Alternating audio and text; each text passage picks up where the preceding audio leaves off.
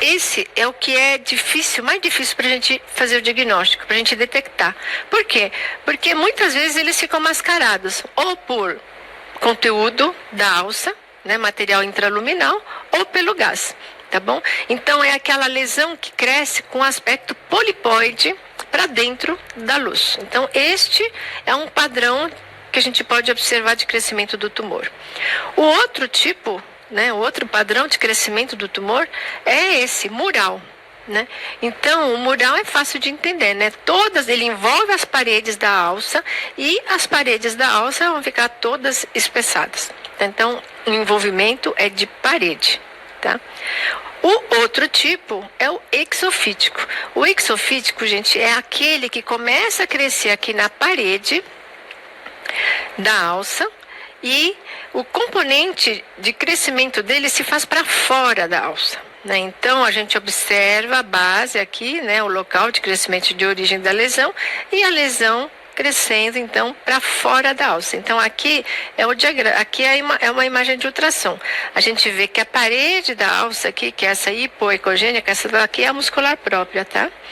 Ela está aqui hipoecogênica, fina, regular e encostada aqui, a gente encontra uma lesão, um nódulo sólido, né, que é originário aqui dessa alça. Quando essa lesão aqui é pequena, às vezes a gente consegue fazer essa diferenciação. Ah, esse tumor originou-se dessa alça. Né? Então, quando são lesões menores, a gente até consegue definir de que alça que ele se originou.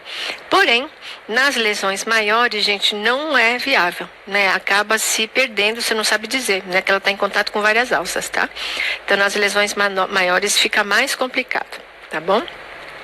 Então, limitações da avaliação do ultrassom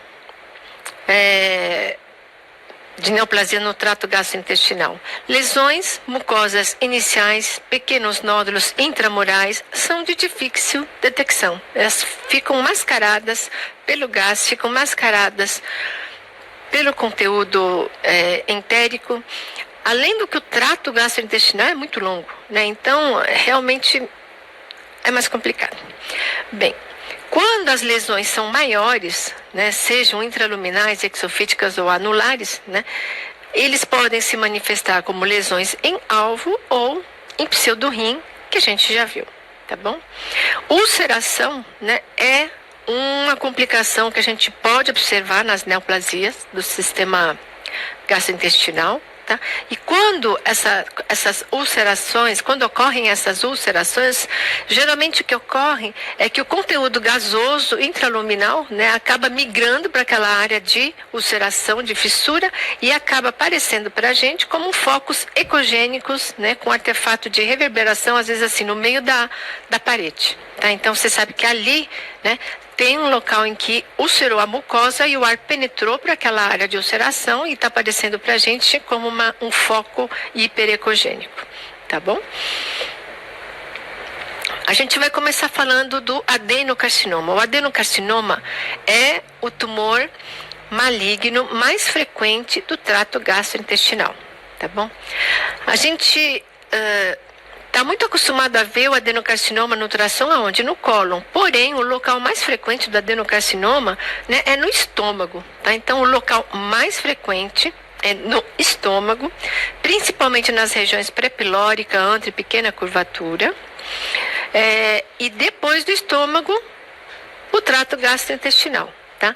Ele é muito menos frequente no intestino delgado, quando comparado com o estômago ou intestino grosso, e quando ocorre, né, tende a ocorrer aonde? No duodeno e jejum proximal. Tá?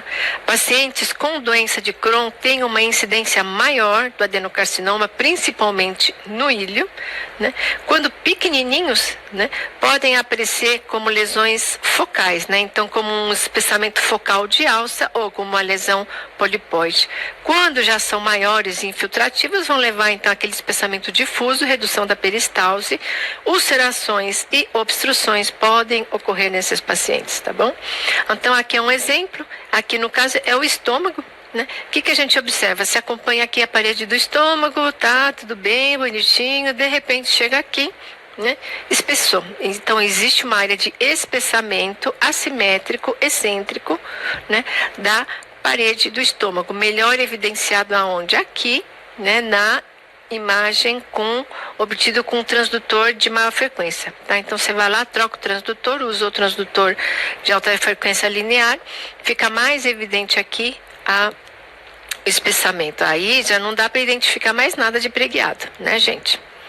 Bem, no cólon, né, a gente viu que o local mais frequente é no estômago, porém no cólon ele é bem frequente, né? Não tanto quanto no estômago, mas é bem frequente, tá bom? Pode apresentar dois tipos principais de crescimento, né?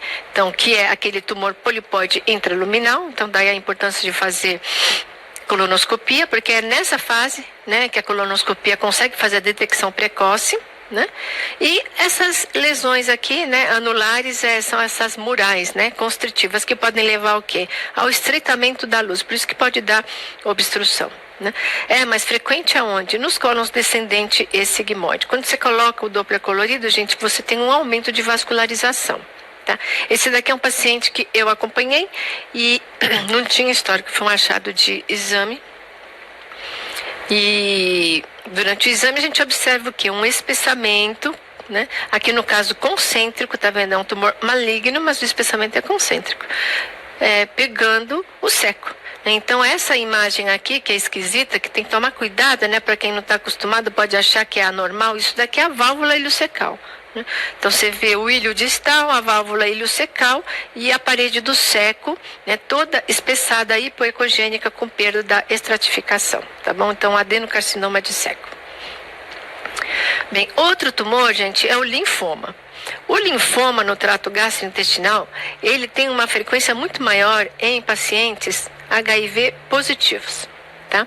O linfoma que é primário do trato gastrointestinal, ou seja, aquele que começou no trato gastrointestinal, gente, não é comum, tá? É raro, né?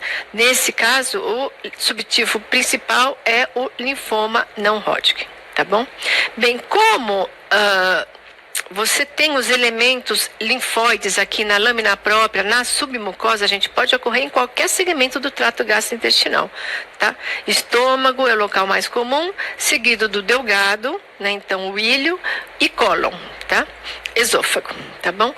O padrão de acometimento mais comum não é o primário, tá? Então é o secundário. Então o paciente tem linfoma em algum outro lugar, né, desde linfonodal, né, então ele tem um linfoma e o acometimento do trato gastrointestinal vem depois, é secundário, tá bom?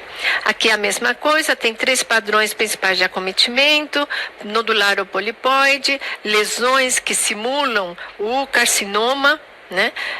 O adenocarcinoma com espessamento circunferencial, né? Às vezes podem ser multifocais, ou essas massas tumorais infiltrativas com extensão para o mesentério.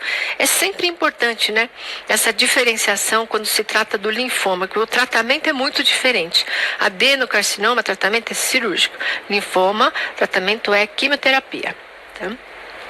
A gente sempre vai fazer a pesquisa para ver se tem linfonodos, né, retroperitoneais, regionais aumentados. E no linfoma, gente, ele tem essa característica, né? O segmento envolvido pelo linfoma, ele fica dilatado, porque naquele segmento, né, a própria infiltração do linfoma leva a uma destruição do plexo nervoso, tá bom? Então aqui é um exemplo, um paciente de 70 anos que tinha um linfoma primário do ilho, né? O que a gente vê? Uma dilatação, né, desse segmento de alça. Então a gente vê áreas de espessamento todo meio irregular, né? É diferente essa alça essa parede dessa parede, né? Então um acometimento todo irregular e a dilatação da alça, tá? Aqui também é um paciente de 41 anos, linfoma primário. Aqui eu tirei do Radiographics, tá? De um artigo.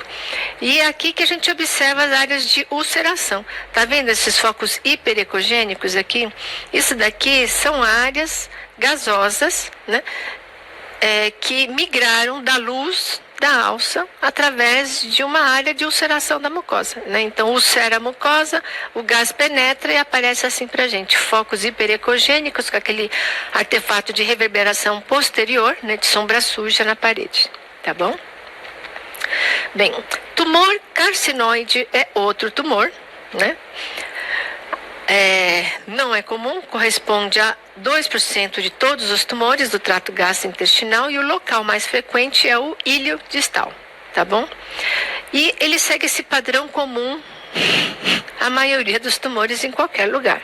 Quando são pequenos, né, eles costumam, né, ser pequenos, homogêneos, mais bem delimitados. Quando grandes, né, eles vão ficar com calcificação, áreas císticas, né, então tudo meio parecido, né, com tumor pequeno e grande. Bem, nos estágios iniciais, o tumor carcinoide ele fica confinado à camada submucosa, tá bom? Com o crescimento, né, ele pode ter até extensão para fora da alça, infiltrando o mesentério, né, com reação desmoplástica, fica tudo duro ali. Tá?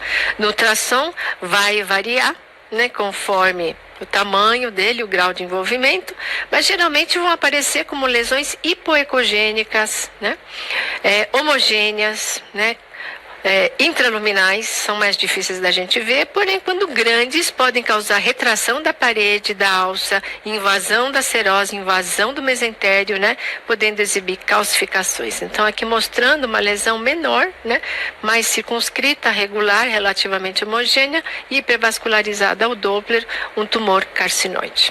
Tá? Lembrar que metástases também podem ocorrer no intestino, né? Principalmente o que? Metástases de melanoma, pulmão e mama, tá bom?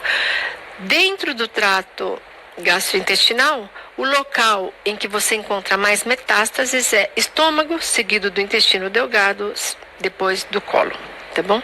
Existe um tipo de comprometimento, né, secundário do omento e do peritônio, que é chamado de omental cake, né? É quando aquela gordura do omento, né, é substituída, ela é infiltrada pelo tumor, né? E aquele aspecto densificado eles acham que lembra uma cobertura de bolo, né? Então daí recebe esse nome, tá? Então tem que ter antecedente histórico, né? Esses pacientes costumam ter ascite associado, né, por causa do comprometimento e envolvimento do peritônio, às vezes pequenos nódulos superficiais, né, na parede, né, na serosa das alças intestinais, tá bom? Bem, lembrar, né, que metástases peritoneais, né, são muito frequentes da gente observar onde? Nos tumores de ofário, né, que a gente já está cansado de ver, né? Aqui então um exemplo de um melanoma dando uma metástase para o intestino, simulando o quê? Esse é um aspecto típico de pseudorrim, né? Quando chega que se você não tiver um antecedente dele, gente, não dá para dizer se é um tumor primário ou se é um melanoma. Precisa ter a história, tá bom? E aqui, então, que são essas lesões superficiais que a gente fala. Se vocês acompanharem aqui, a gente vai ver que essa área mais central hiperecogênica corresponde à justaposição ali da mucosa, submucosa da alça, né? E aqui, mais externo, a gente está vendo a muscular própria, que é essa camada mais hipoecogênica, né? E, então, na parede externa, a gente está vendo o quê? Uma placa, uma faixa, uma lâmina de tecido, né, grudado ali na serosa da alça, além de ascite, tá? Então, essas lesões aqui, né, em placa, são metástases superficiais, né, numa alça de intestino, tá bom? Bem, temos ainda os gistes, né? Então, tumores estromais gastrointestinais, tá bom? Estes tumores são constituídos por células de linhagem mesenquimal, tá? Corresponde ao tumor mesenquimal mais comum, né? Então, a 5 a 6% dos sarcomas. No intestino, gente, elas se originam dessas células intersticiais de Cajal. Essas células estão localizadas na muscular própria, né? E elas funcionam como um marca-passo, né, no nível celular e vão regular o quê? O peristaltismo, tá bom? Então, são células que regulam o peristaltismo a nível celular, tá? Existe um marcador específico, né, na imunohistoquímica, que é o CD117, tá? Os tumores estromais ou gistes são mais frequentes nos pacientes acima de 50 anos, geralmente tendem a ser solitários e as dimensões podem variar, podendo ser muito grandes, né? Então atingindo aí 20 centímetros. Tá? A localização mais frequente é estômago e intestino delgado. No cólon, menos frequente, né? Quando ocorre, tende a envolver o reto, tá bom? E a mesma coisa, ó, podem crescer para a luz se manifestando como lesão intraluminal ou como massas exofíticas, né, por invasão da serosa. Tá bom? Aproximadamente 50% desses tumores já apresentam metástase na época do diagnóstico, né? Então, quando você faz o diagnóstico de giste, metade desses pacientes já tem metástase, principalmente aonde? Para o fígado e para o peritônio. Tá bom? Frequentemente esses gistes são volumosos, podendo apresentar ulceração, degeneração, necrose e hemorragia. No ultrassom a gente vai ver uma formação sólida, né? Arredondada, de tamanho e ecogenicidade variáveis, podem ter áreas císticas relacionadas à necrose ou hemorragia. Aqui então, exemplos, né? Aqui e aqui são duas lesões menorzinhas, né? Então aqui a gente vê um segmento de alça, né? A parede fininha, essa aqui é a muscular própria, hipoecogênica, e grudado nela, então um tumorzinho com crescimento exofítico. É a mesma coisa aqui, tá bom? Então aqui menorzinhos, a gente sabe, consegue definir de que alça ela se originou. Quando chega nessa fase assim, ó, que é um tumor muito grande, né? Você vê que esse daqui de cima, o componente cístico de necrose e hemorragia é maior, né, que o componente tumoral sólido dele. É difícil da gente tentar definir de onde ele vem, tá bom? Então aqui o aspecto dos tumores maiores, né? Já mostrando então esse aspecto mais heterogêneo com áreas císticas, né? Correspondendo a áreas de necrose e hemorragia. Aqui um outro exemplo, né? Então aqui é uma alça de delgado, né? Com uma lesão exofítica heterogênea. Aqui outra lesão mostrando a vascularização desse tumor, tá bom?